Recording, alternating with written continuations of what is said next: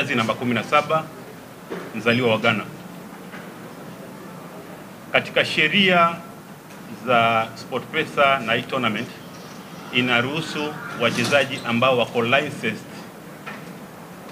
na federation zote mbili, TFF na FKF.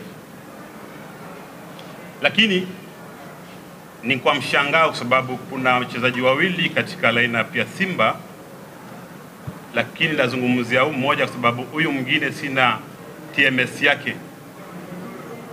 Lamine Loro ukimwangalia hapa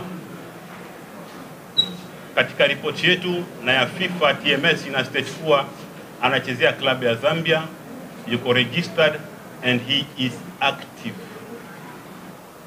Buildcom, club ya Zambia. Now our question is, how does he have two licenses to play for two different clubs? One in Zambia, and here he was issued with another license without TMS kuja kuchezea klabu ya Simba. Ningeomba sheria ifuatwe.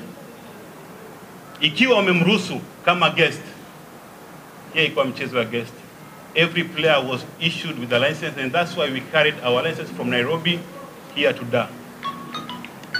Asante.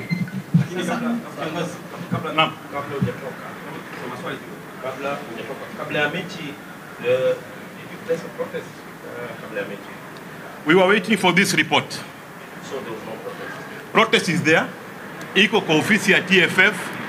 Tumepatiana moja kwa IMOC, International Match Organization Committee. Na kopi moja ndio hii tuko nayo hapa. Kama FC Leopards tunatakaje? Kwa ufupi. Yangu nimesema hivi, si kwa ufupi. Sheria ifuatwe. If it was supposed to have guest players, we have 3 guest players in Nairobi which tuliwawacha kule. And I believe every other team ilikuwa na guest player. Not licensed player, guest player. You can have 40 licensed player na watacheza, but not a guest player. Sawa sawa? Naam.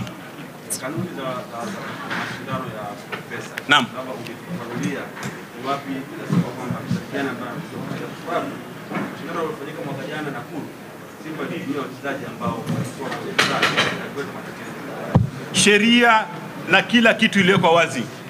Sisi Nairobi na Tanzania ikasemekana kuwa it is stated very clearly, all registered player under TFF and FKF na wabebe leseni zao za club zenye zilikuwa issued na federation, na hizo ndo tulibeba tukakuja nazo hapa. Yangu ni moja, how comes mchezaji ame double sign anaruhusiwa kucheza?